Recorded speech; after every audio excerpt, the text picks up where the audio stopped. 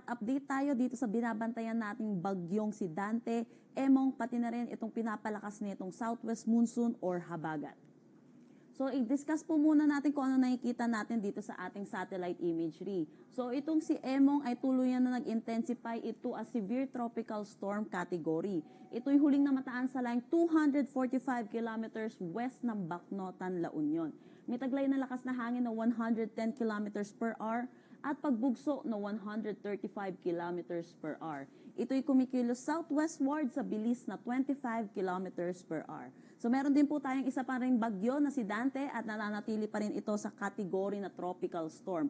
Ito'y huling namataan sa line 790 kilometers east-northeast ng Itbayat, Batanes. May taglay na lakas na hangin na 75 kilometers per hour at pagbugso na 90 kilometers per hour. Ito'y kumikilos north-northwestward sa bilis na 15 kilometers per hour. Meron din tayong binabatayang low pressure area dito sa labas ng ating Philippine Area of Responsibility.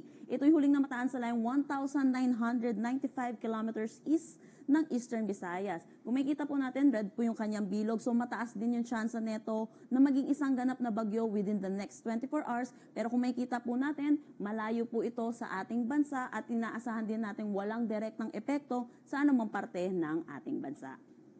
Sa ngayon din, meron din po tayong southwest monsoon na patuloy na ine-enhance nitong bagyong si Emong, pati na rin si Dante. So dahil dito sa bagyong si Emong, meron na tayong tropical cyclone wind signal number 3 dito sa northern portion ng Pangasinan, pati na rin sa western portion ng La Union. Signal number 2 naman sa Ilocos Norte, Ilocos Sur, nalalabing bahagi ng La Union, western portion ng Apayao, Kalinga, Mountain Province, Ifugao, Abra, Benguet, central portion ng Pangasinan, western portion ng Nueva Vizcaya. Signal number 1 naman dito sa may Batanes, Cagayan kasama na ang Babuyan Islands, western at central portions ng Isabela, rest of Nueva Vizcaya, Quirino, rest of Apayao, at rest of Pangasinan. Signal number 1 pa rin dito sa may northern at central portions ng Zambales, Tarlac, northern at central portion ng Nueva Ecija. So, i-explain po natin yung magiging track na itong si Bagyong Emong. Kung makikita po natin, meron po tayong letter T po dito. Ito po yung legend na bilang typhoon. So, may possibility po na itong si Bagyong Emong ay bago po mag-landfall, ay magiging isang typhoon category po ito bago po ito mag-landfall sa Ilocos region. At by 24-hour forecast po natin, 2 a.m., July 25, inaasahan natin na sa vicinity na to ng Burgos, Ilocos Sur. So pag meron po tayong tropical cyclone na typhoon category, ang pinakamataas po nating tinataas na tropical cyclone wind signal ay number 4. So inaasahan natin, may possibility tayo na magtaas tayo ng tropical cyclone wind signal number 4 dito sa may Ilocos Norte, Ilocos Sur, Abra, or Apayao. So tandaan po natin, pag nagkakaroon po tayo ng typhoon category, nagkakaroon na po ng mata itong bagyo po natin. Pero wag po nating hintayin na dito po sa atin maglandfall dahil ang pinakadelikadong parte po ng bagyo ay yung eye wall po natin. So, iba yung pag-iingat po para sa ating mga kababayan. Dulot po ng lakas din ng hangin na dala netong si Emong. Mamaya po i-discuss ko po yung ulan na dala naman netong ni Emong.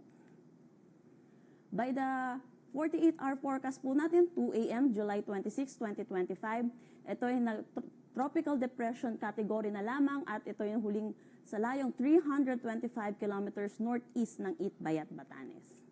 By the 60-hour forecast po natin, 2 p.m. ng July 26, nasa labas na ito ng ating Philippine Area of Responsibility at nasa layong 660 kilometers northeast ng Itbayat, Batanes.